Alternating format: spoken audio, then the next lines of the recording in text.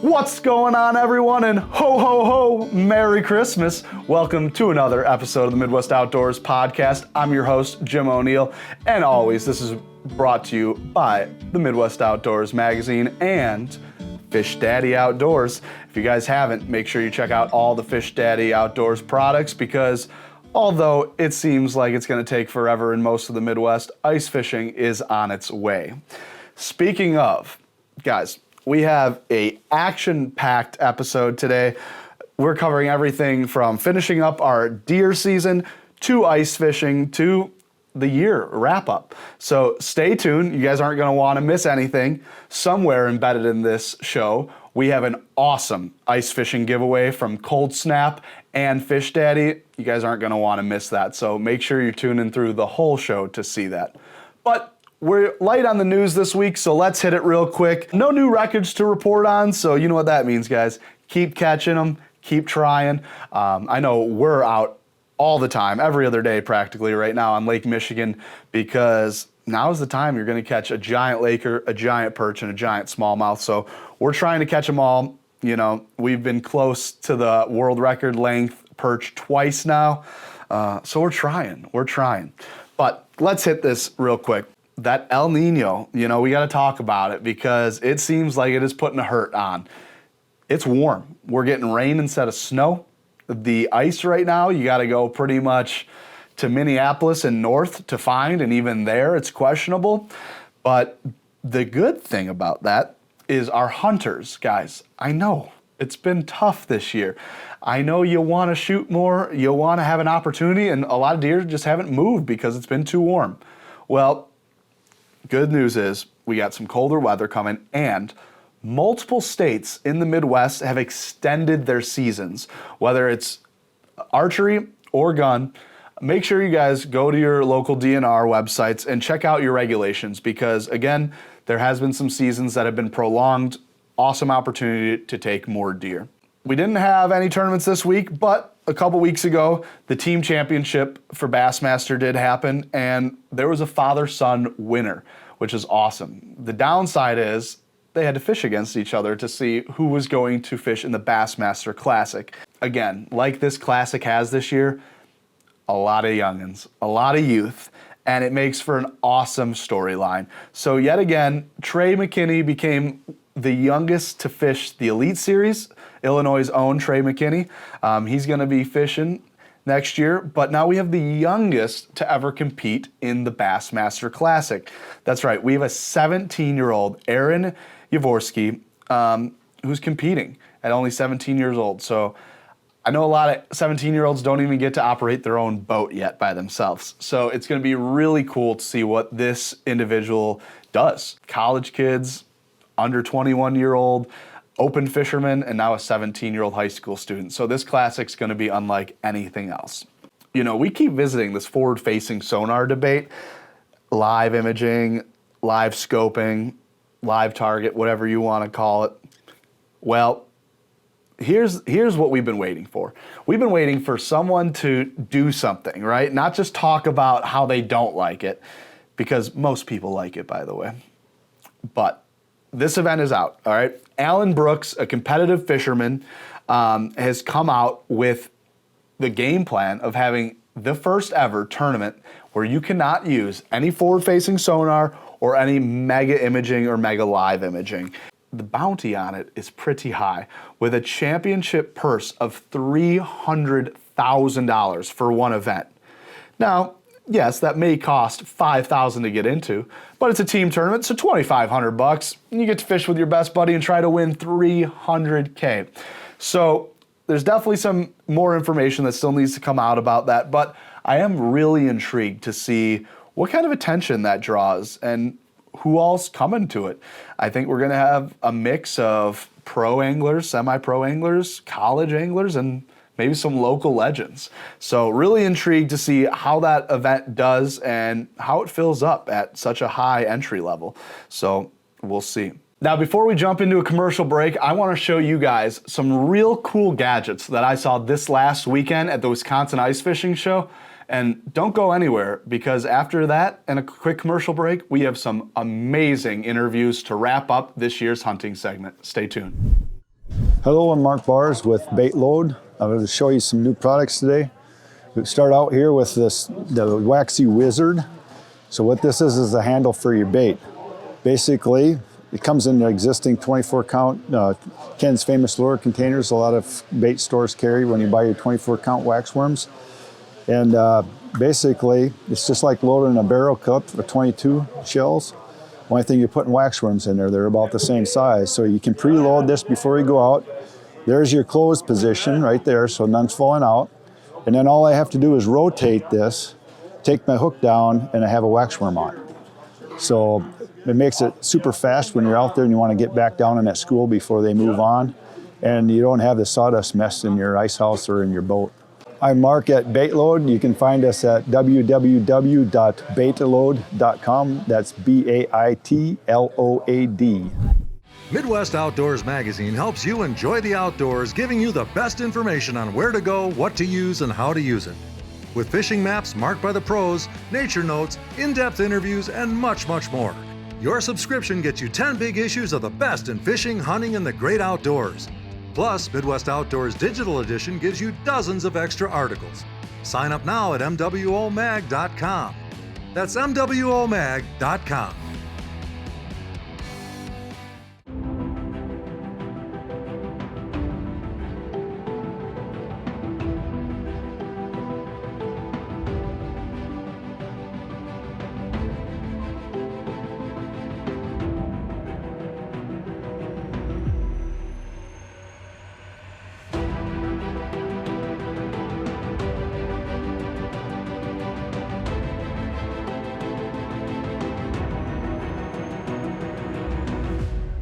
What's going on, everyone? Hey, that was a short break, but we are here with the founder of Forrest Feeding Families, Nick Karabatsis? Karabatsis, yeah, very good. Karabatsis, there you go. I got it, right?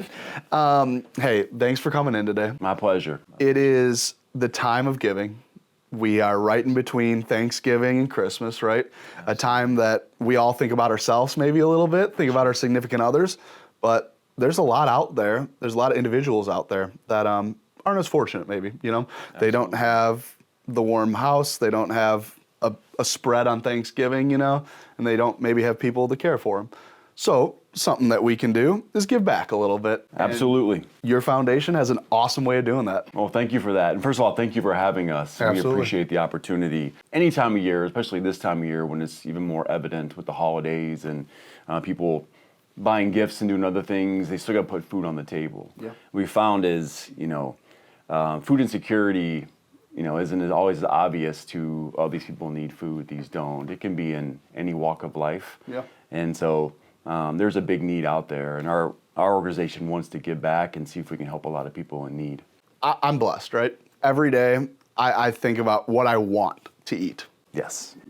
I do, without thought. Sure.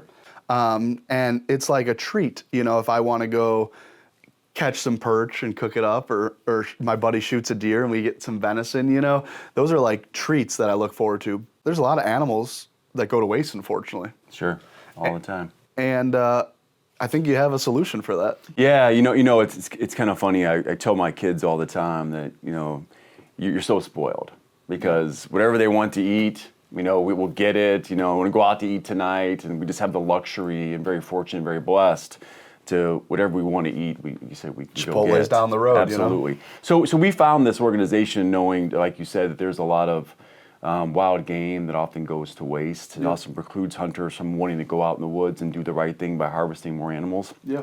And we can take that and repurpose it for people who need protein, which is often the one thing a lot of food pantries can't do. There are 350,000 children, and 1 in every 10 people in Illinois face food insecurity, which is incredible. Yeah. Almost 40 million people in the U.S. face food insecurity, right? So we can absolutely give back, do the right thing, provide a lot of meals for folks in need.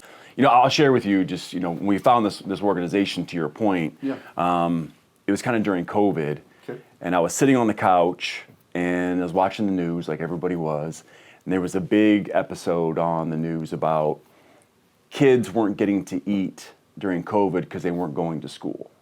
I saw that as well. You saw that, yeah. And I was like, and these poor kids aren't going to school and they're not getting 3 meals because they rely on school programs to get their food. And I thought, is what you were just saying, like, my kids are so spoiled. We're so fortunate. Like, what can we do to help? Like, this just seems crazy these kids don't get to eat. I just had some extra venison in the freezer.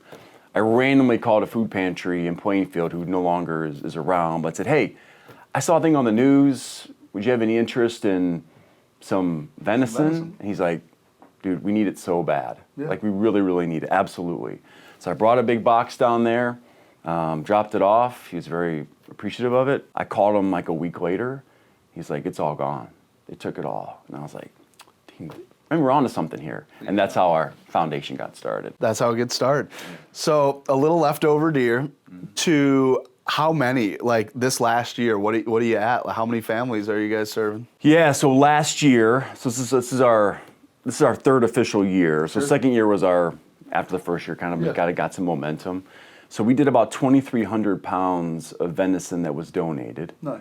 And how we like to think about it, you can look at different ways, but if you have a pound of venison for a family, let's say a family of 4, you probably make spaghetti or whatever, it probably feeds a family about 1/4 of a pound. Sure. If you do that, it's about over 8,000 individual meals eaten from last year based on what hunters donated and what provided the food pantries, which we thought was pretty significant. Yeah, absolutely. That's 8,000 more meals. 8,000 meals they otherwise wouldn't have had. So it's been a huge success. This year, I think we're on track to do even more than that. I think we're thinking 3,000 pounds this year based on some deliveries that we've had and some big donations that we're yet to receive. So I think we're on a good track this year. And, in this episode, we actually are talking to Wisconsin DNR, right? And it's impressive that your numbers are higher because that shows the outreach is growing, the amount of people that know are higher, because overall, the deer numbers are down right now. We've had a very warm fall, a warm early winter. As far as harvest goes? Yeah, exactly. Absolutely. And so it is impressive, that's what you got already. But we were talking off camera, a deer isn't the only thing, right, that you guys could take and feed families with. Sure. Yeah, we want to venture out even to more wild game. So far, we've had, of course, a significant number of deer. We've also had a little bit of wild boar. Wild boar. We've had some bison. Bison, which is an interesting one. Absolutely. Don't see those rolling down the street in Illinois too much. You don't see them in the Wisconsin woods or the Illinois woods very often, but there's hunters everywhere. We had some line of sight to some elk that folks would like to donate. Maybe shoot some cows or something out west. But also, the new one that's got a lot of attention, people have been calling about, is geese. Yeah. Wanting to donate a lot of harvest, a lot of geese this time of year in the cornfield, et cetera, a lot of surplus. So yeah, that's a new one. We're starting to get more interest in donating geese, which we'll take all wild game and donate, and we'll see how those go with the people that are taking them. A lot of hunters out here are like, hey, I put in a lot of time, I put in a lot of money, for the most part, if I shoot something, I want it, right? But I also know a lot of hunters that only apply for a certain amount of tags or only shoot a certain amount of birds or so on because there's not places to put it all, right? Sure. There's people out there that would love to shoot. They would love to draw back a couple extra times on their bow, And I believe this is that opportunity because it's not waste. There's no waste going on, right? Yeah, 100%. And so a couple things. So the first thing about our organization, I think that is, a lot of states have programs where they do donations, feeding the hungry, et cetera. Illinois does not have one today. I know they're trying to work on one across the state. One thing our organization does is we do pay for the processing for hunters who want to donate. Awesome. I say a lot of times they just give it as a donation or contribution to or by paying for it. But in the situation where it's like, hey, I already shot 2 deer for my family. I want to go back out in the woods with my son or daughter or extended family and enjoy some more time. I don't want to pay for the processing, but I would love to harvest more deer. Yeah. We'll absolutely do that. In a lot of states, like Wisconsin, Illinois, Michigan, have these extended antlerless deer firearm seasons late in the year because the amount of antlerless deer population is getting bigger and bigger. Essentially, the deer population since like 1930s was about 300,000 deer. Yep. Today it's almost 40 million. So think about that. Yeah. The conservation of deer in what they've done to grow the deer population is Too good. just too good. Too good. Right? Yeah. And think about this too. U.S. Forest Service says that 6,000 acres of open space is lost every single day. Due to deer. It's almost just due to to urbanization Development, and yeah, development, sure. and almost 4.6 acres a minute. So if Wow. the deer population is growing that much, And they're losing- the open space is going Yeah. away, where are these deer going to go? So that's why so many states are like, hey, we need to make sure the deer population is healthy, Yep. right? So that the habitat can maintain the number of deer. So getting out in the woods, harvesting more deer is right for the deer population, but it also can give you more time to have some fun and enjoy the outdoors. Absolutely. And I think this is a way to breach hunters with society a little more today in 2023, 2024, right? 100%. Because unfortunately, we live in a society these days where an outdoorsman is a minority, right? The way we used to live, the way you couldn't survive if you weren't an outdoorsman at some point, right? 100%. And a lot of us have got away from that. Not everyone, but a lot have gotten away from it. What everyone doesn't understand is, yes, you see a cute, beautiful deer, right? They're beautiful creatures. And to someone who isn't a hunter or outdoorsman, they look peaceful. They look like they're bothering no one, you know? This is the reality, though. We talked about boar, right? There's no reason why more people shouldn't be donating boar to you. Oh. They're invasive in most areas they are. They are damaging crops, land, everything. They're a nuisance. You know, that's been a common occurrence down south, but now they're coming in from Canada. They got them in Michigan. They got them, you know, all over. Everywhere. Geese, the way those things are reproducing, how we don't consider that invasive species, you know? Oh, sure. Just their fecal matter, their poops, right? Their poops alone are causing damage all over. Absolutely. And to the point of deer. In the south side of Chicago where I live, we are blessed to just be so close to a major city and have such amazing forest preserves. But anytime you're driving in dark or low light conditions, you have a legitimate chance of getting injured or breaking your car because there's so many deer everywhere. Yeah, it's so true. And to your other point we mentioned before is when you have less habitat like that where you can enjoy, They when get it's not pushed. urbanized, they all get pushed there and it starts to destroy the rest of the habitat, Yeah. right? And then so other species that non-hunters may enjoy watching, like birds and turkeys and other things, can't survive as well because the habitat is being destroyed by the overpopulation. And so part of our organization too is, you know, we're really on three pillars. One is feeding families.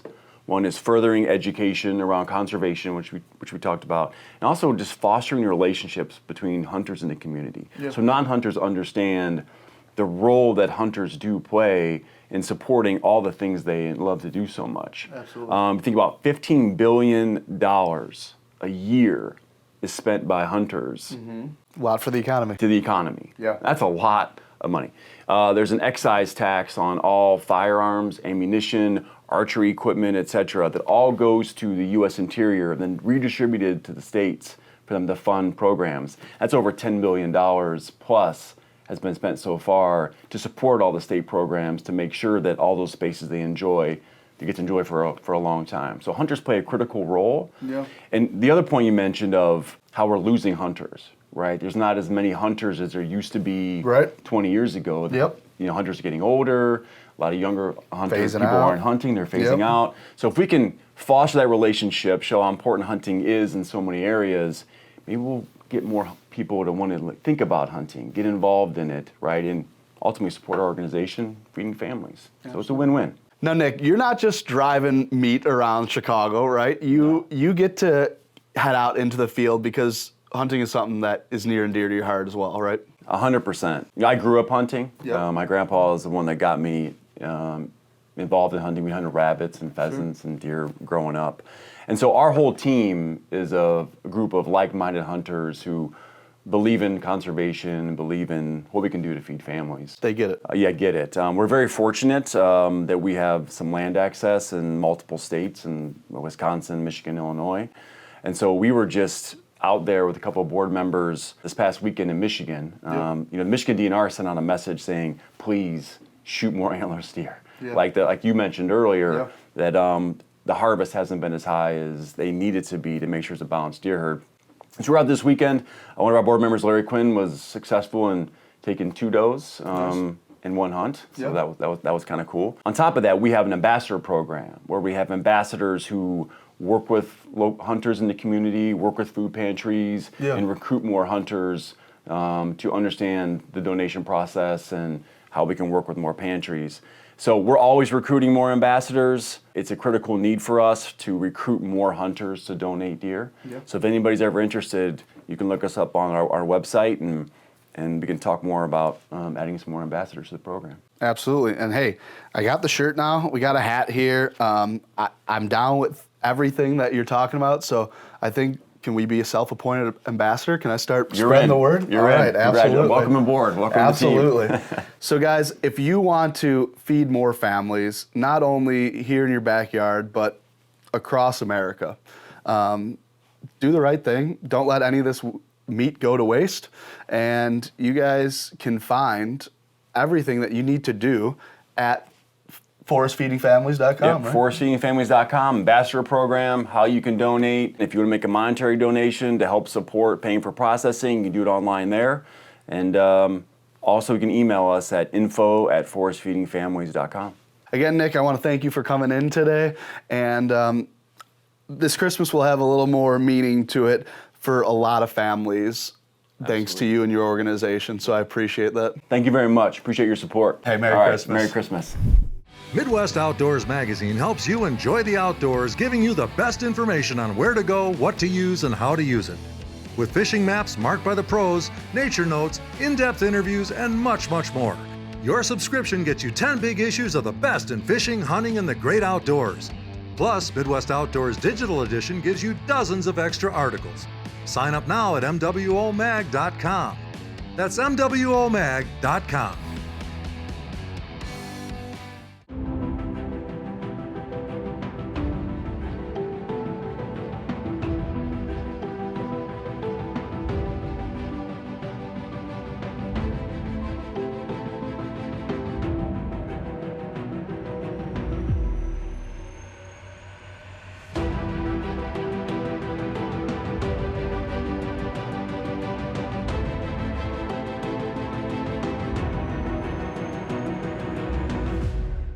All right, everyone. And we are joined by Jeff, part of the Wisconsin DNR, specialist of those deer that we're talking about here in the final episode of our deer hunting segments this fall. Jeff, how you doing, buddy?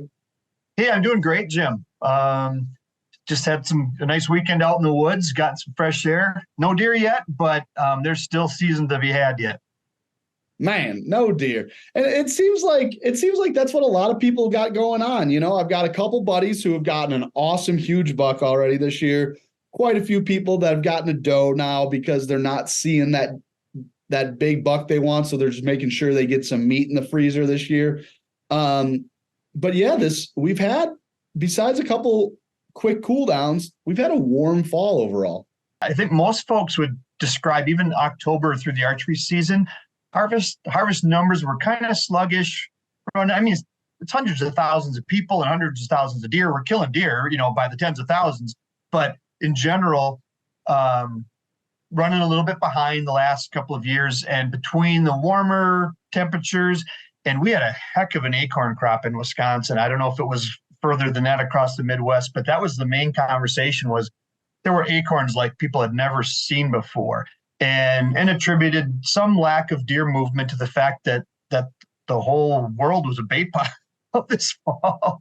Yeah, I mean, it's true. We started seeing them drop really heavy and big down here in Illinois, early on. And then, to be honest, I just visited Alabama this weekend, and I couldn't believe how many acorns of all different species, different sizes and different colors, but acorns littered everywhere from the north part of Alabama to the south. So yeah, I think nationwide, it was a great acorn year. Yeah. And there's studies out there that correlate bumper acorn crops with reduced hunter success. And if you think about it, it makes sense. It's just, we need deer on their feet, moving around during daylight hours.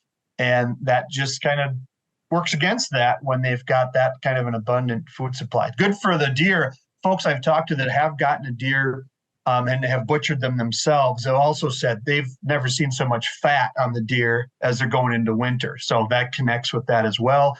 which means, they're going into winter in good condition. So that part of it's good news. But yeah, we're running a little behind. For those that like to compare one year to the next, just from the statistics of following that part of the hunt, just like we follow statistics in sporting events, we're not quite measuring up to last year, but it's hunting. It is hunting, and I'm learning about this sport. This it's more than a sport. It's a culture.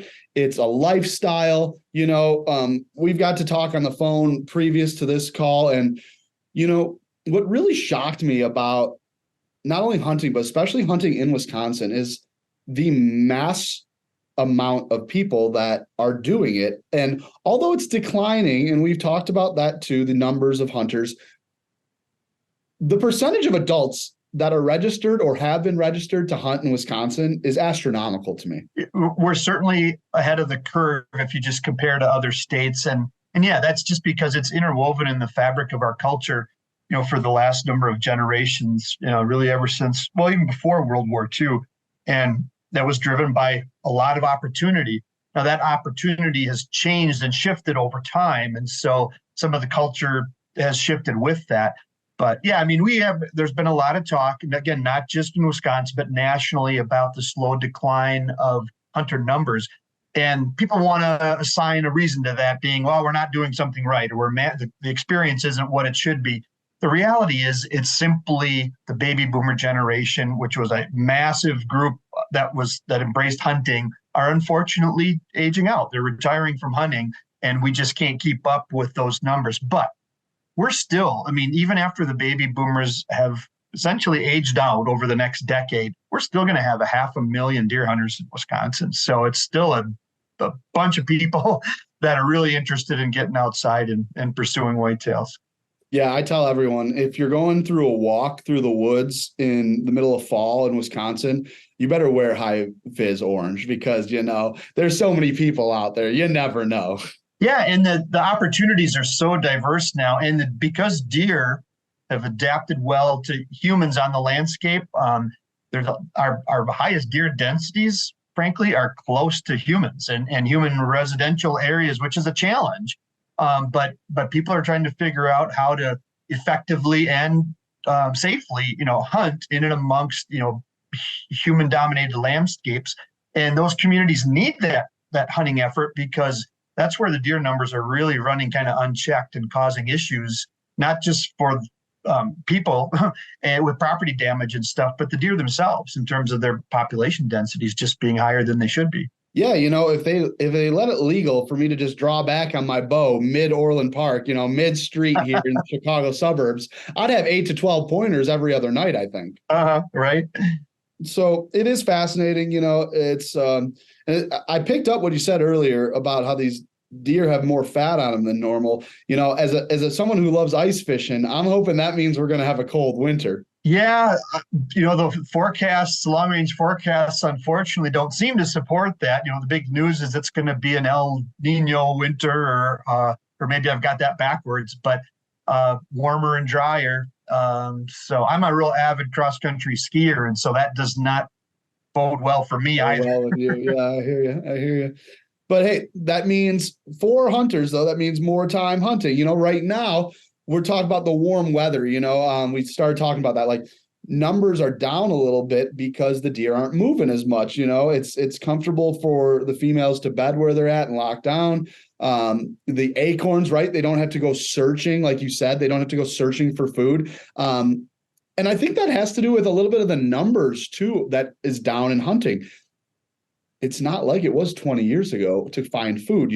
So many people provided food for themselves because, especially in a rural area, up in central northern Wisconsin, there's not a whole lot of options. Now, in a lot of places, there's a Taco Bell or McDonald's just about anywhere, and your need to go hunt for your own food, unfortunately, is really declining. That's true. But on the other hand, what we have seen, and this isn't culturally big enough numbers to offset that retirement of the baby boomers we're talking about, but the new hunters, the entry level hunting that we are seeing happening is folks that are really interested in knowing where their food came from, and they want to be more connected to their food start to finish. And deer hunting falls right into that. And so, we certainly still do a lot of working to make sure that kids have an entry point.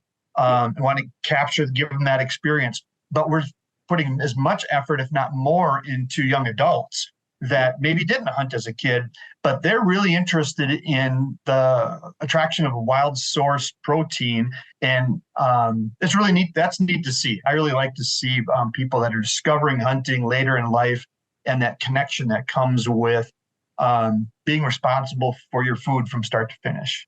Yeah, I mean, there's not too many proteins out there that are more lean, that are more packed with protein, per gram of food. And these days, with all the chemicals and everything, with all the GMOs, fillers that you don't even know where it's coming from, what it is, it's clean eating is a movement that's really common right now. But it's super expensive to eat clean. But now, if you can do it yourself, if you can put your skills to the test and your hobbies, your love, enjoy the outdoors, and get yourself some food, I mean, win-win, right? Oh, absolutely.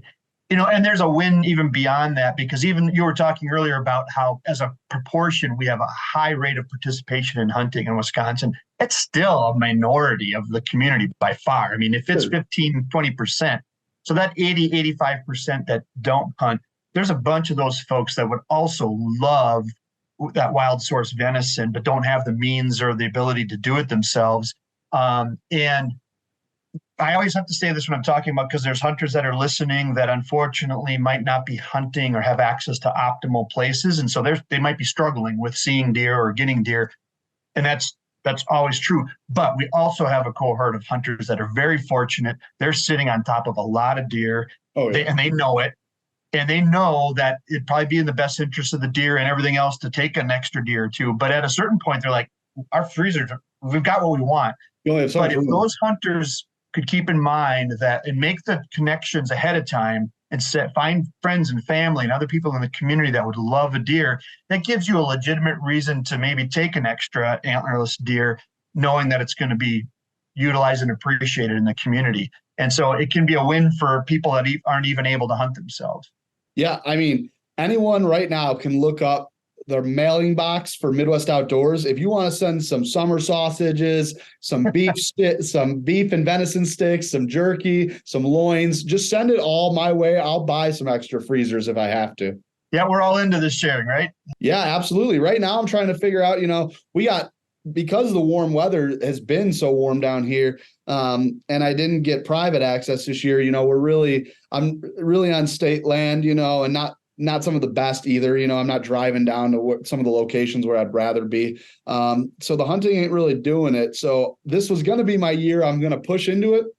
I think we're going to learn more, get better at our shot, and do more next year, because I'm a fisherman at heart. And with this warm weather, the fishing opportunities are just still there that weren't really, Yeah, that's the thing in Wisconsin too. I mean, you get in this late fall season and some of the best fishing if you're geared up for it. And I was in northern Wisconsin opening weekend, and we had really nice weather. It was below freezing in the morning, but it got up well above freezing. It was in the 40s, no wind. And the boats that were on the lakes, guys that were muskie fishing and still walleye fishing, there was some of that going on yet. And that's what's strange is some years when we go up there for opening weekend, and if you wanted to, you could go ice fishing, but we weren't even close to that this year. No, and a lot of people I know use this time as their transition time. They go from the open water season to a little bit of duck hunting or a little bit of deer sitting, and then they wait for their ice fishing. So again, we want to get more numbers out there hunting, but some people might be fishing instead of hunting because the ideal, temperatures and weather aren't going on. Right. So if someone like me wants to get into hunting, and next year they want to come to Wisconsin and they want to take their first buck, let's say for a gun season, because especially down here in Illinois, I know how everyone in Michigan and Wisconsin feels about us Chicagoans, but we do, right? We love to utilize the unbelievable nature you guys have north of us. And if one of us wanted to come and do everything legally, of course, What are the process? What's the steps we need to take? Someone new to hunting, what do we need to do, and what do we need to get before we get out in the field? Sure. Well, step one is that, and this is the case for every state, to purchase a license, you need to have documentation that you've attended a hunter education or hunter safety course. And those are not only available in person, but they're available online now. In a lot of cases, like in Wisconsin, you could take the course online, but then you may have to follow it up with just a single one-day field day event. But you could get certified in Illinois with whatever Illinois offers or that other state, and that's transferable, to Wisconsin. We do offer what's called a mentored license, where if you haven't had a chance to take hunter safety yet, you can hunt, but you have to be with a mentor. And the rule is that you have to always hunt within arm's reach of that person and with one firearm between you, so that firearm safety can be overseen by that mentor. So there is that option, but in general, get a hunter safety course under your belt.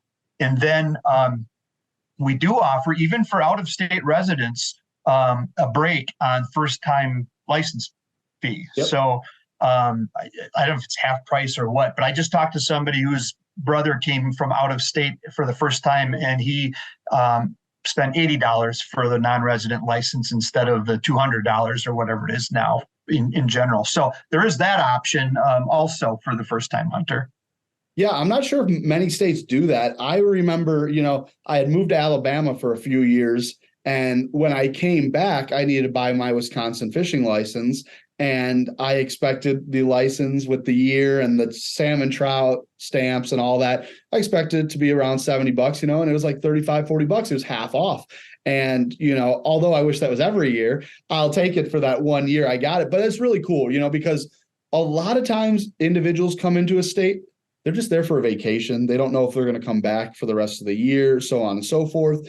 And a high rate for a license might prevent someone from going if they're just there for a short time. If it's more affordable, they might get it and then have a good time and be encouraged to come back again. Yeah, right. And the other thing for a new hunter is that all the rules and regulations can understandably be intimidating. Yeah. But we have our hunting regulations available online, that you could to read through and get familiar with that. We have on our website, it's even customized to where we have we call it like the deer hunt camp or something like that. And all of our web pages that would be of a good resource are all kind of put together in one spot. So spending some time online, and then there's so many things you can do online now with, even getting familiar with other processes of techniques in hunting and even butchering and all that kind of stuff. It's all there. But it's sure, hunting is one of those things that's even more special when you're sharing it with someone that you really have a good relationship with or developing a relationship with. So finding that mentor, if you can, that's, that can be, it's not key because you can do it without. I talk to people that have totally done it solo, and that can be fulfilling too. But finding most people that are hunting love to share their information and their knowledge and pass that on to somebody else, but they need to be asked and poked a little bit. They don't walk around just offering it if they don't know you're interested in it. So spending some time and then also setting expectations realistically, because it takes years to get familiar with a piece of landscape.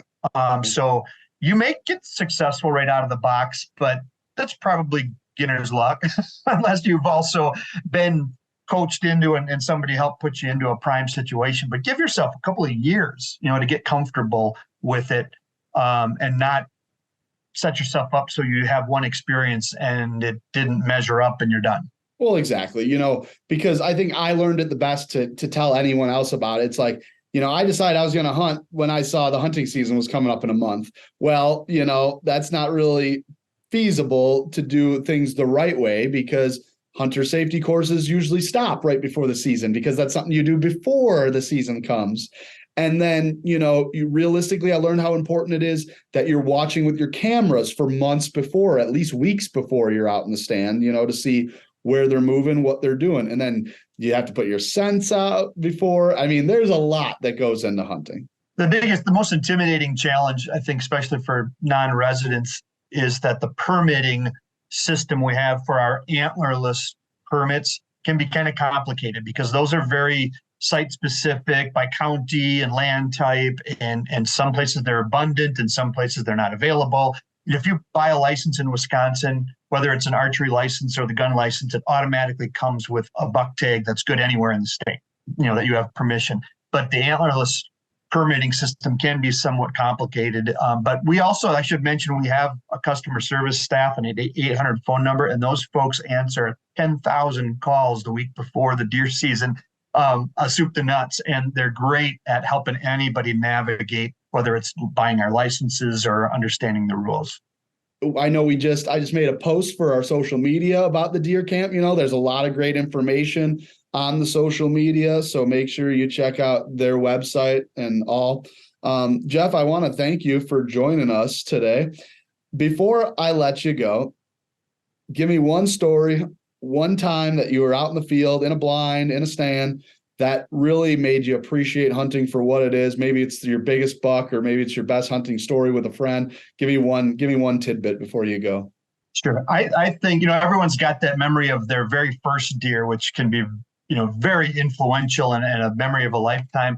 But in my case, the second deer I ever got, I was in college, and it was the first deer I got on my own. So I literally was on my own, and I wanted to show my family and folks that I had hunted with as a teenager that I could do it, right? And it was the last day of the gun season. So it was our 9th day, and it was Sunday, and I had actually watched the Packer game and then was going to drive back to college. And I thought, I want to stop and give it one more try. It's my last chance. And sure enough, I shot a deer with like 15 minutes left to go before the season was over. Awesome. And that was and I had worked hard all year, wanting to show my family that I could do it.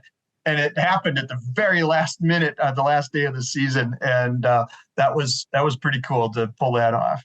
Like Mike Iaconelli says, never, ever give up. Right. Yep. Now, when you're ready to quit that day, unless it's quitting time, 10 more minutes, stay 10 more minutes, because there's so many times it just took a few more minutes. A long, slow day can change in a hurry in the world of hunting. Well, Jeff, I'm going to let you go. Thanks for joining us. And I would be wrong if I didn't say, I know in a week or so we meet up. So go Bears. All right. Understood. Thanks, Jim. Midwest Outdoors Magazine helps you enjoy the outdoors, giving you the best information on where to go, what to use, and how to use it. With fishing maps marked by the pros, nature notes, in-depth interviews, and much, much more. Your subscription gets you 10 big issues of the best in fishing, hunting, and the great outdoors. Plus, Midwest Outdoors Digital Edition gives you dozens of extra articles. Sign up now at mwomag.com. That's mwomag.com.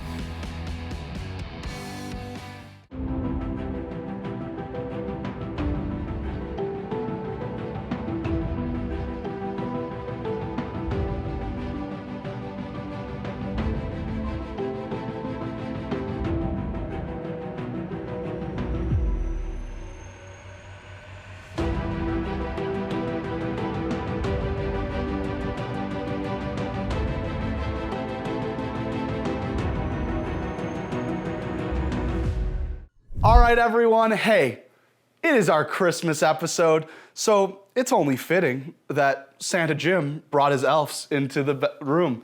What's going on, guys? Carlos, by the way. Zachary. My name is Mike. So obviously we have 3 people that are a little uncomfortable in front of the camera, and that's all right because, listen, I was thrown into this halfway through the year pretty much, and it has been an absolute dream of mine to work in the fishing industry, to work in media, to see this ugly mug on TV. And no matter what, I can't get used to hearing my own voice. I hate it, but it is what it is, and I am truly so blessed and thankful for everyone at Midwest Outdoors for making this happen, everyone at Fish Daddy, and you guys, the viewers. But I wouldn't be able to be anywhere, I wouldn't do what I do, I wouldn't be able to have the enjoyment out of fishing in the outdoors if it wasn't for my friends. So they really had no idea what they were walking into today, to be an understatement. But I want to bring you guys out today because We're going to talk about ice fishing a little bit. We're going to talk about the year in review, and just want to see, what you guys thought of your year, thoughts on fishing, things you learned this year, stuff like that. So I'll start it off real quick. I had one major goal this year when the year started, and that was to catch 5 PBs, all right? So any species, I didn't really care. I had to catch 5 PBs. So I started in Florida this year, and I knocked off my 8.5-pound largemouth, right? Yeah. And that was awesome. I'm doing all the multi-species stuff now, getting into hunting a little bit, but like these guys right here, bass heads. We're all bass heads. That's right? my era, man. That's what I live and die for. When people talk other fish, I just kind of go out of one ear, But I enjoy crappie fishing. I enjoy bluegill fishing, but the bass, whether it's smallmouth, largemouth, spots, it's just still my heart. So you catch any big bass this year, or what was your best catch this year for your bass? My best fish was probably, I would say, 6.5, 6-pounder. Yeah. I don't even remember where it was, but generally speaking, I'm averaging around that 4 to 6 pound range. Like if I can catch a 6-pounder in a year, I'm happy. Yeah, absolutely. In Illinois. Yeah, in Illinois. I tell people it's different. If you pond fish a lot, you'll see those 4 and 5, maybe even a 6-pounder appear. Yeah. But if you're fishing our public lakes in Illinois, a 5 to 6 pounder is a heck of a fish. Oh yeah. What about you, Zach? I know you caught a giant this year on a swim bait. I did catch a pretty good sized largemouth this year. Yep. I wouldn't say a giant, maybe 5, 6 pounder, but a giant for where it was in northern Wisconsin. Big largemouth for northern Wisconsin. Yeah. But other than that, nothing huge, nothing is really crazy big to speak of. Caught a lot of largemouth, but did a lot of multi-species angling, did some saltwater angling, so didn't focus on largemouth a ton. And then my buddy Mike here at the end, all right, he has helped me rekindle my love for a certain type of fishing, and that is back to our roots, our childhood, and that is pond fishing for bass. Oh yeah. Oh yeah, that's kind of all I do right now still. Whenever I can get on a boat, I love it, but I can't get on a boat that often, so. No boat gang. I can go down the street and catch I have a lot of good little ponds to go and catch a good 4 to 6 pounder for sure. Yeah. And that's, again, in Illinois, you want to see a consistent big fish. The ponds happen to be where it's at, and I never saw any no trespassing signs when it comes to pond fishing. That's all I'm saying, right? I just keep my nose down and keep walking. Hey, eyes on the prize. We're not recommending anyone does anything. We're just saying we didn't see any no trespassing signs. So yeah, we caught the big largemouth, and that was sweet. Then there was a halt for a while. Got close to catching a big walleye, but didn't break the PB. Big whitefish, didn't break the PB. Then out of nowhere, down your specialty, Mike, I'm pond fishing, right? And I'm throwing the same bait that caught my PB bass, my doobie swim bait, right? And this little largemouth eats it, and I'm horsing it in real quick, and bam, a tiger muskie, 44 inches, just smokes it. The drag starts screaming, that was a heck of a catch, right? So then we knocked off our second one there. Mike and Zach then joined me on my next trip. We went to Mexico. Yeah, it was a lot of fun. What'd you guys think of Mexico? That was crazy. A lot of cool new fish. Yeah, it was insane. I missed out. I was supposed to be there, but That's why we didn't ask Carlos how he liked it. I had something big on, but it got off. Yeah, grouper fight a little harder, than a bluegill. Yeah, those triggerfish were crazy too. They are crazy. The bite strength of a triggerfish is wild. It's a grind anywhere in the country, really. But we don't have those offshore spots. We don't have lakes where we can fish ledges necessarily. And rivers are nice in the dead heat, but when it comes to the summertime here, fishing can get hard. No contours is what get me, and I think it kind of put a halt on me as an angler, learning as much as I can. Yeah. Man, I tell you, a lot of these lakes around us, especially up north, if you go to Michigan, it's just straight, either it's gonna be grass or hard bottom sand. Yeah. And obviously, the tournaments we fish up in Michigan, you got small contour, small lakes that have contours. I guess, I don't know, who built them? Yeah. like who created them. But anyway, so it's not too much that you can kind of like target as a fisherman. Right. Especially around this way, like Chicago is just like all of the lakes around here, like Lake Calumet has been dredged, and I just jealous of like people down south. They tell us about ledge fishing, and it's like, man, I have no experience on ledge fishing because we can't do it up here. Yeah, you really have two types of fishing, right? And we got two buddies that aren't here today, Chris and Billy. Yeah. Anyone that's into the YouTube watching this, afterwards you could check out Bass and Bill 96, our friend Billy. He's had a very successful YouTube. They have made a lot of money fishing these smaller bodies of water and doing two things: dock fishing and weed line fishing. Uh-oh, you put the secret out. I put the secret out. You're going to hear about it after this. But really, right, like that's what we fish because, transition lines aren't as, sharp here until you get up to northern Wisconsin, Minnesota, down to Kentucky Lake of the Ozarks. This central area, we fish a lot of weeds and we fish man-made structure like docks and stuff like that, which has made me grow up to love dock fishing. It can be super tiring going down a stretch of 100 docks and not catching one, but under any dock could be an absolute giant too. Yeah, you bring somebody from up north down to the south. I mean, if there was a dock, they want to fish. Northern guys know how to pick it apart. I tell you, like, I never forget my buddy Bryce Wegman in college.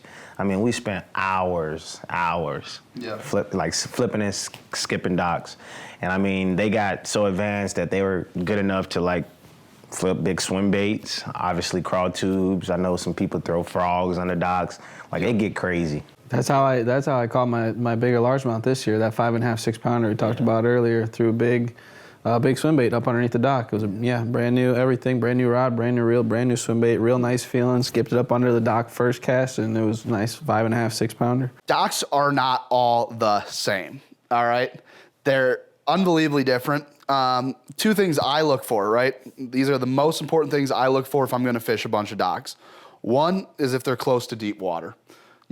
I want it to be super simple for these fish to be able to come from their cruising area or their deeper, safety spot, and then come up to feed or get shelter from the sun under that dock, right? Right. So I look for docks with deep water next to them, or let's even say, let's say most docks start in a couple inches to a foot of water where it connects to the shore.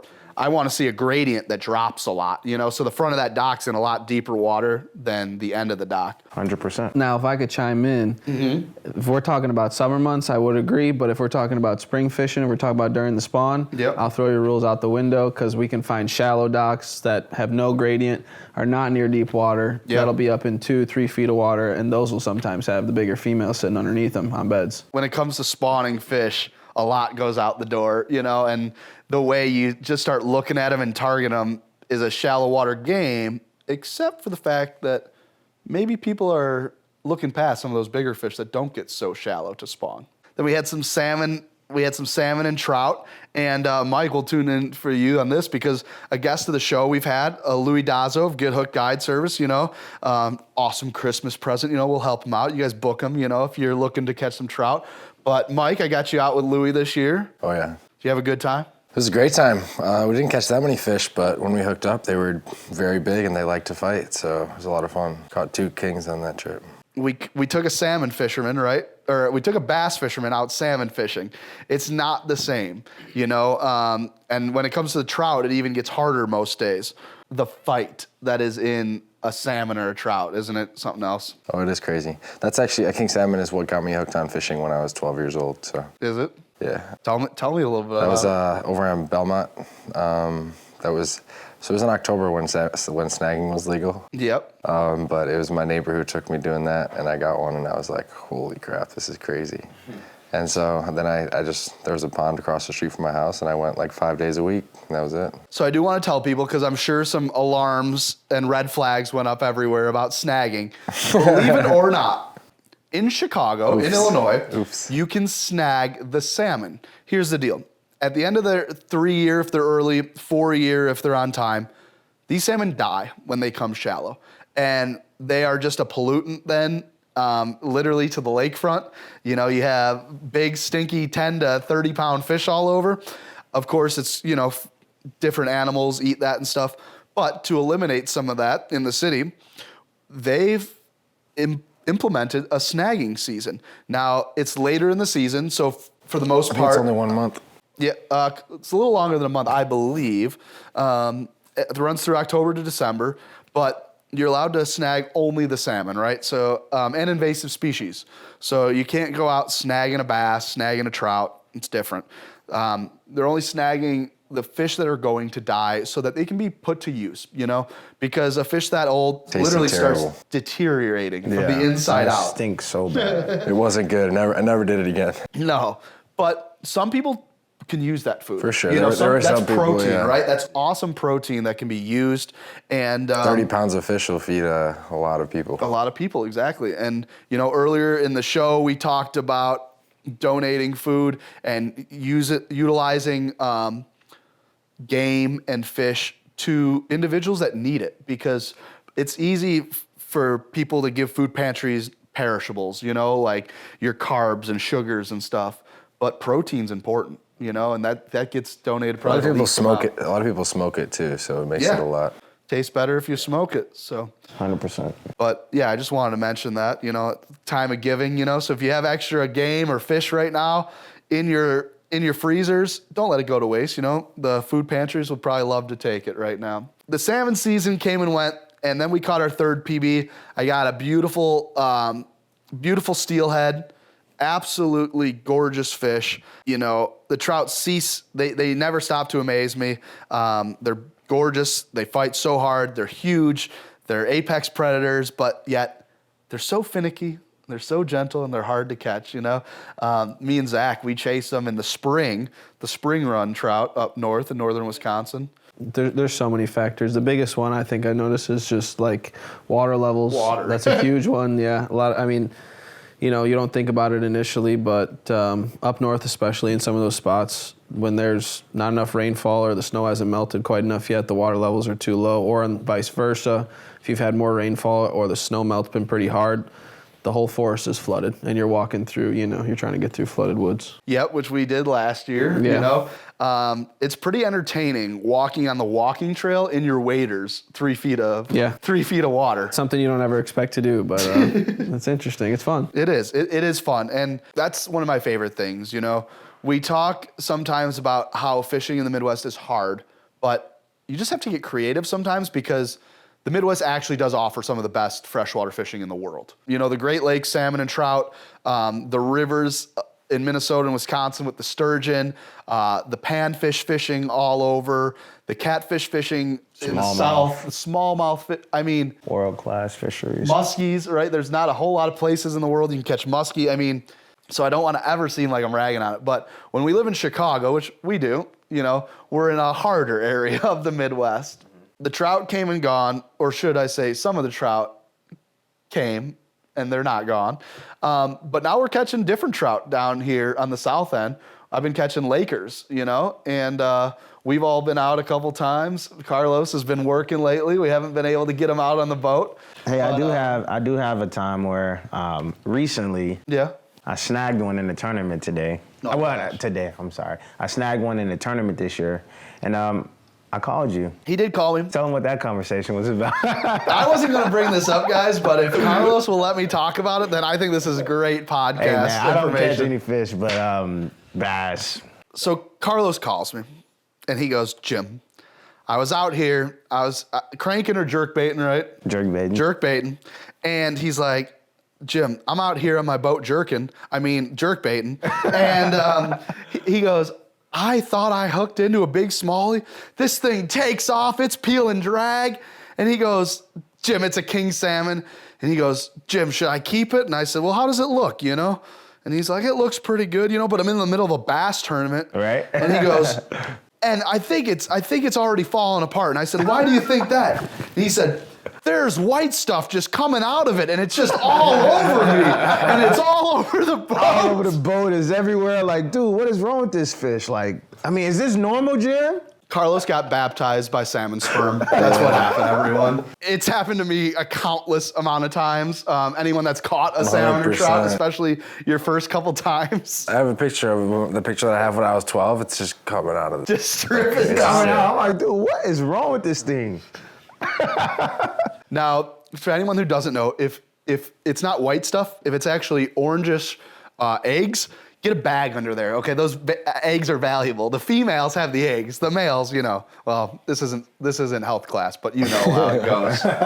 So we turned our focus away from the salmon and onto the trout. The trout fishing's been great, but as it gets colder, those browns, those steelheads, they keep coming in, but then we start seeing more lake trout. And this week, in one day, I was able to catch my PB perch and my PB lake trout, which my lake trout wasn't huge, We got a 10-pounder, which is now my biggest. And I know they get up to 30 or 40, 50, I can't wait for some Midwest Outdoors trips to Canada. I can't wait to see some of those giant lakers that live up in that deep, cold water. But we all love to eat them. We all love to catch them. Let's talk about these perch for a second, because I wish Mitch was here. Oh, man. Mitch, if you guys have been watching the social media, if you saw one of our last podcasts, Mitch is now known as the Perch King, all right, in Chicago. He's been in the newspapers. He's been all over on social media. He loves catching perch. He's told me he thinks he likes catching perch more than bass now. So he is the perch man, and he's caught one just under 16 this year, which is, if we did it right, would have technically been a world record in length. And we've caught together multiple over 15. Wow. State record in length, I think. Not world record. World record. State Was record. it world? World. Oh, wow, Yeah, okay. Yeah. Now, there's some stipulations on how that becomes. Sure. The true world record is not to be touched, but there's world record stipulations. It's like, how there's 4 different national championships for college bass fishing, okay? When did you get introduced to perch? Was it when you were fishing or on a table first? It was definitely when I was fishing. It was honestly by mistake. Like most of the fish that I'm targeting, like if we're not fun fishing or pond fishing or maybe ice fishing, it will be bass. Throughout life, work, the only time I get to really fish is on the weekends or like right before the weekend, and that's the pre-fish. So, for those that don't know, I fished at Illinois State, and I competitively bass fished, and that's mainly what I was training and focused on. That's how we met. Yeah.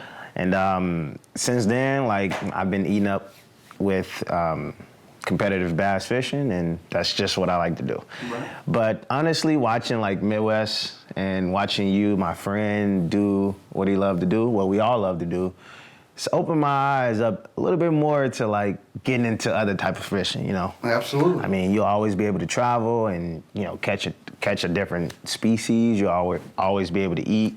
So definitely eye-opening, but I just love the bass fish. All right. Zach, perch, how you feel about them? Love them. You asked Carlos how he got into them. Yeah. I'd love to answer that because we just talked about the man we wish was here. Yeah. I got into him catching them with Mitch. I'd say 3-4 years ago. Yep. He took me out for my first perch season, November. Sometimes a little bit later in the year, December, and we got on the perch real good. Every year since then, he's shown me how to catch them a little bit better. Find them on the sonar, and yeah, they're. Love to catch them. I'm waiting for my invite, Mitch. Mike, what do you feel? How do you feel about perch? You just got to come out this week. Yeah, it was a lot of fun. And we caught perch unlike a way I've ever caught them. Yeah, that was crazy. Yeah, that was unbelievable. I'm not going to go into the details about that, but I grew up since I was 12 years old going to 87th, 95th, just from shore, waking up 4 or 5 a.m., getting out there fishing, probably more than 50% of the time not catching anything. So when you can get out there on a boat and catch these perch, it's a lot different for sure, because you're not just waiting for them to come to you. You can actually go out and find them. But the cool thing is, you can fish them from shore. I've been fishing for perch. It's not like that though. No, it's not like that. Catching your limit in 30 minutes is definitely not something that I'm used to. Yeah. No, we had a stellar day. I'll tell you what kind of happened, Three guys. people's limits. We were trying to catch lake trout, which we caught some, like I said, but we had big jigging spoons on, Wow. like 3/4 I got smashed. ounce baits. And those perch were eating them. They were focusing on structure, and we were flipping and pitching to them like bass fishing on big, big baits. So when a fish is turned on, it's different. When the bite is turned on, it changes. You talk about for 30 minutes and it was amazing on a boat, but we're left with the good memories. If you could think about an hour we were fishing for them on the boat before that, how many did we catch? Nothing. Well, Zero. We saw somebody set the hook 6 times. I can think of plenty of days, not just hours. Days been out and just Blank. you're on a boat, That's but true. that don't make a difference. No. We have the slips on the south side. We have Indiana shoreline close by.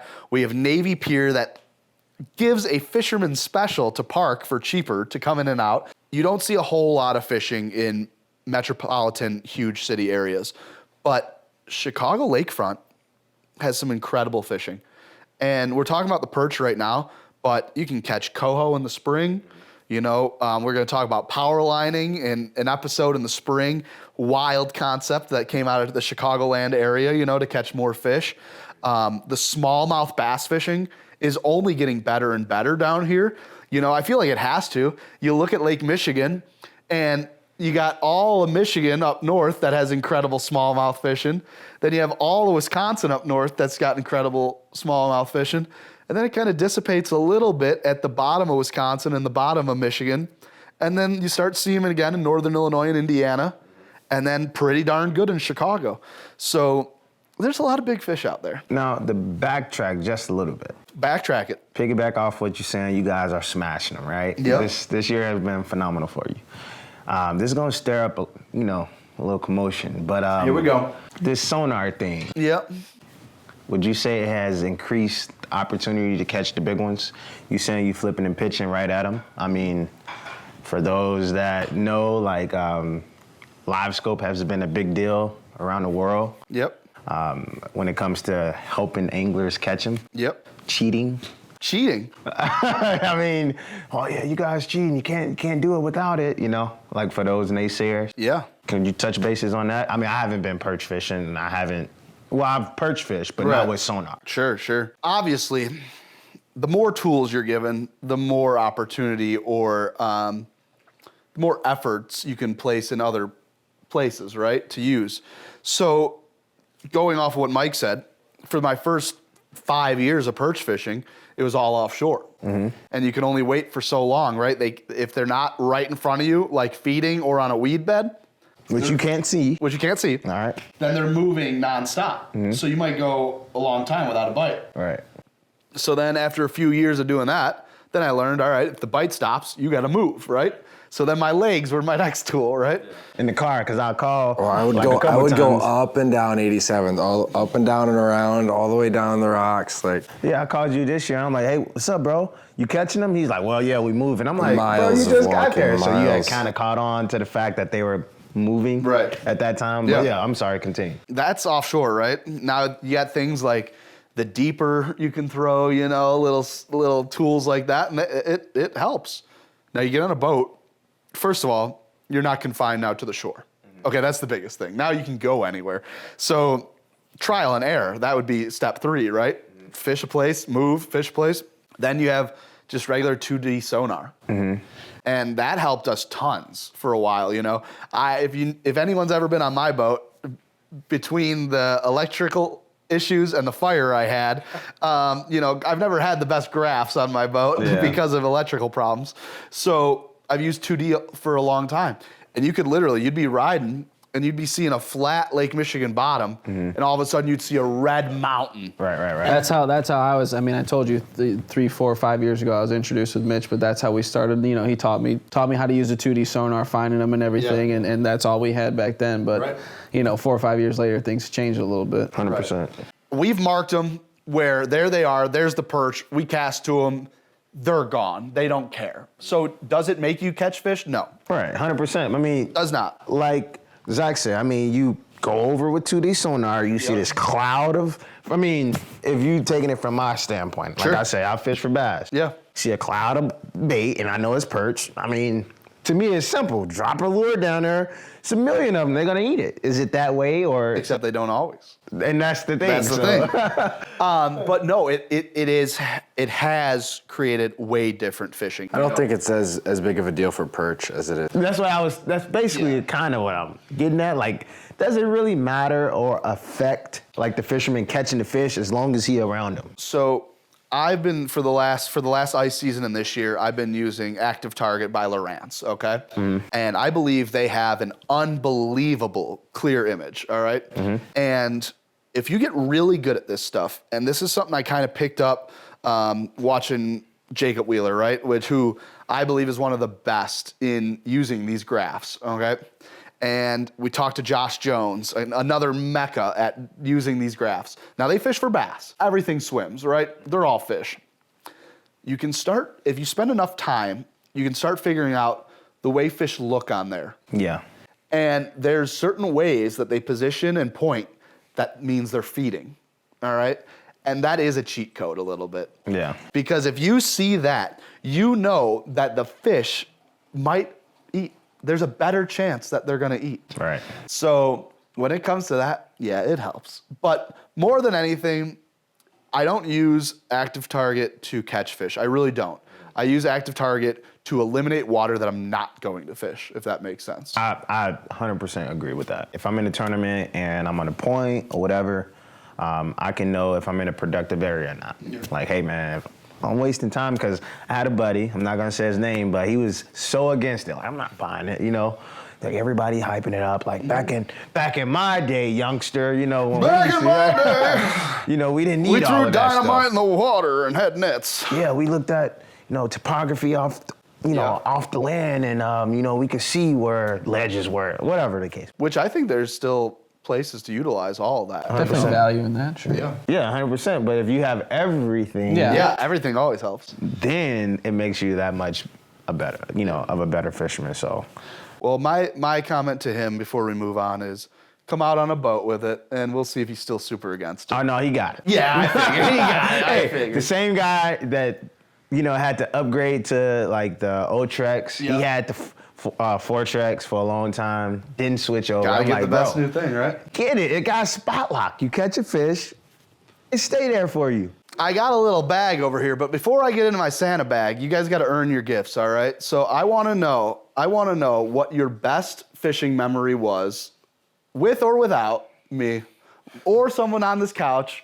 What was your best memory of 2023 as we wrap up the year? Cause you my guy, and you the lead host of the show, and I appreciate you. So I I appreciate you making me the lead host today. shot you out. I was thinking I might be the lead host. maybe me. We'll have to put the Santa hat on. Let's trade. So we're gonna make this about the time we had together. Okay. One that I can remember right off the top of my head Sure. is the time where we had a great, awesome day of fishing. I actually went on this guy's pond. Pretty much let him know before he bought the land what was in there before he bought it. Yeah. Right. Then we beat Mitch. And who was that? All right, Chris, so it's right? coming back to me now. Yeah, so I'll set the scene. So I got a call from a gentleman who said, hey, I inherited this giant stocked fishing lake, must be nice. And he said, we want to know what's in there. So we took a couple boats and we made a little buddy tournament, a few boats out there. And first of all, you've never been to a lake where there is more stunted 13 inchers. Oh, man. Carlos brought his boat, and although he was a little late, that wasn't the reason why we weren't able to get on the boat right away. Carlos, what'd you do with the boat? Well, you see, long story short, the boat decided to just drift off on its own. By its own. On its own. That's how it always happens. However, with good friends, it's never too late. Well, you can always retrieve or get it back, let's just say. So Jim had to jump in. When there's a canoe on the shoreline, you have to paddle out because Carlos couldn't handle that situation. So we paddled our way out to his boat. Yeah. Jumped from the canoe into the boat and brought the boat back home. I mean, didn't you get half naked on that trip? Hey, it's never a bad fishing trip where I have to get half naked. All right, well, hey, that was an awesome day. And yes, we did pull the W that day because I cracked up 4.75, no big deal. Zach, by the way, guys, Zach Hughes, I fish with this man a lot. He has to listen to me singing a lot, probably more than Seth has to listen to me or Dennis has to listen to me. He's got to put up with my unorganized antics, and he has to deal with the ever-evolving fishing life. So anyways, with that being said, you have a few choices to pick from. I think the first one that comes to mind is the one I'll go with. Okay. So I'll go with I think it was just a weekend trip, maybe a 1 or 2 day trip to the Giant Goose Ranch. Yeah. Wow.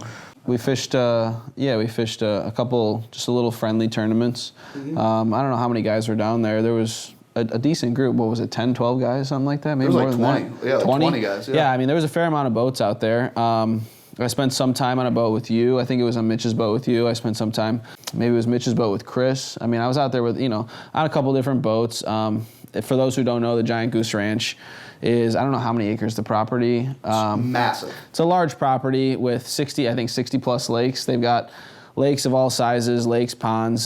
Some you can launch a boat in, some you can't launch a boat in.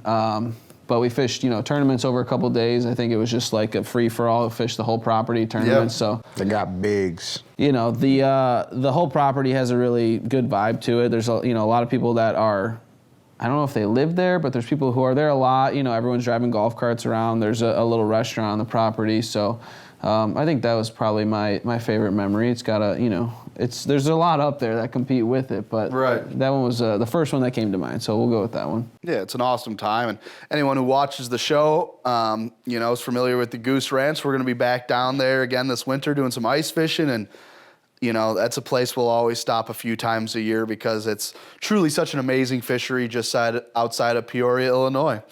So, yeah, no, that was an awesome weekend. And, nice little second place in my one derby of the year, second place. So we'll I take think it. you and I were partners for the tournament, but based on the tournament rules, I wasn't fishing with you. I think Jim was shore fishing, and I was on another angler's boat fishing with another team, but him and I were still. So it was real loose, but it was fun. Yeah, the rules were a little loosey-goosey, and it was one of the first times where, I think anglers can relate to this. Let's say you're the co-angler and there's a boater, you don't always have the exact same mindset, right? Sometimes you want to choose different things. So me and Zach had a little late night head-to-head battle about what we were going to do the next day.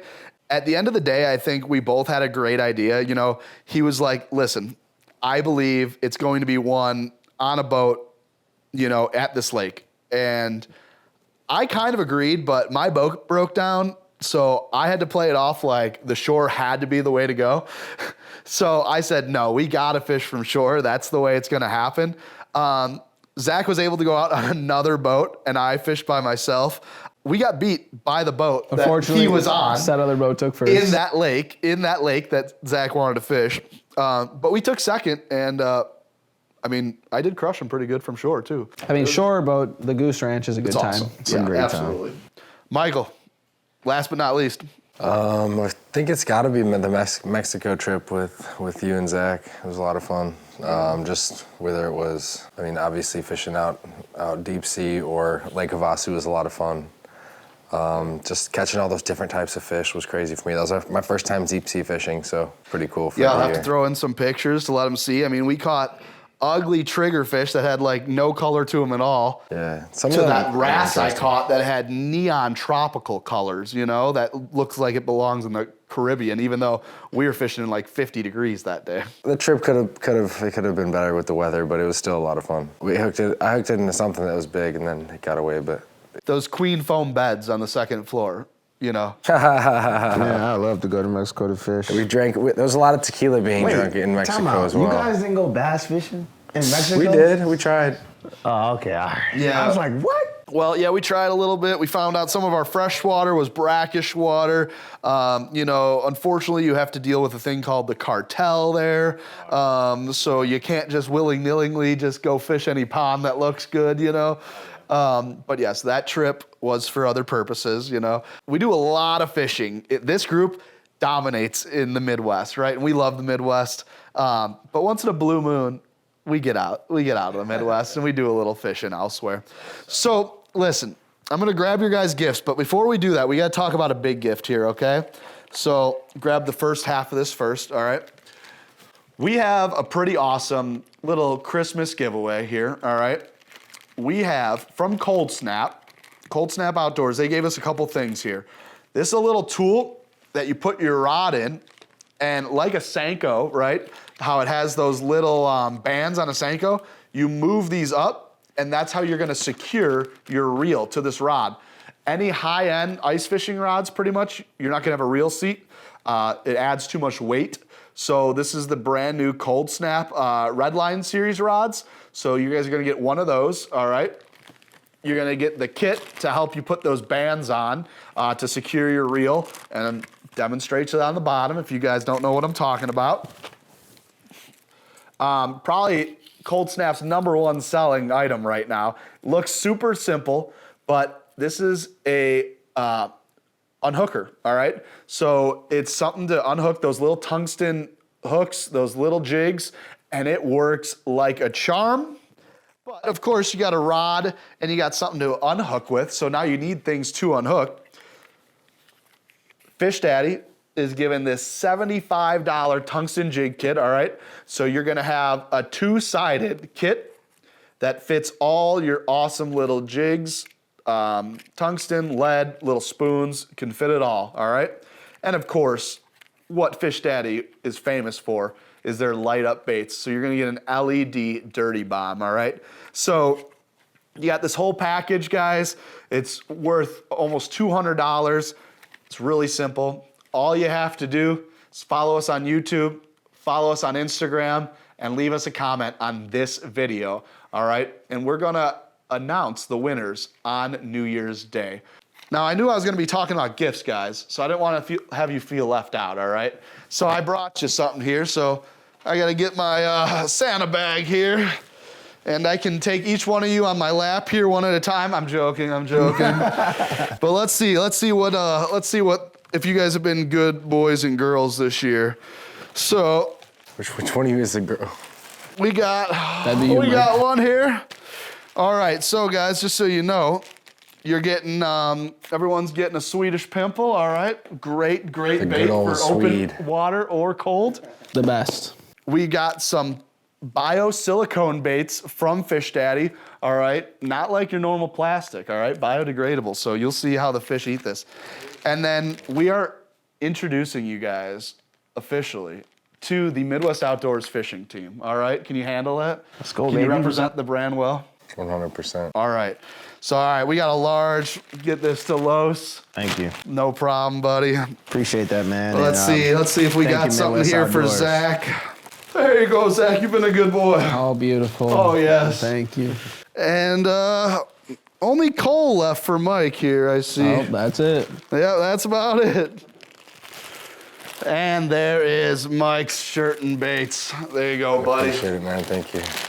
You the man. Appreciate it, no man. problem. Hey, Thanks for having us out. I just wanted to say, honestly, you know, the year wouldn't be what it is without you guys. I think anyone at home can relate to this. Fishing and hunting and the outdoors is an amazing time to get away from everyone and do things by yourself, you know, reflect. But it's also the best time to share and enjoy with your friends and family. So thanks, guys. And I look forward to what memories and goals come for 2024. We're gonna up the ante a little bit, guys. We're gonna put it on camera here. We wanted to catch 5 species PBs this year. We did it, plus the saltwater ones, which we're not even talking about. This upcoming year, we're gonna do 7 species, all right? Yeah, we're gonna break 7 PBs, and we're gonna fish some of the coolest places in the Midwest and the country. And we're gonna bring it all to you guys on this podcast. If you haven't, make sure you check out the Midwest Outdoors magazine, subscribe. We got some awesome deals going on for Christmas right now.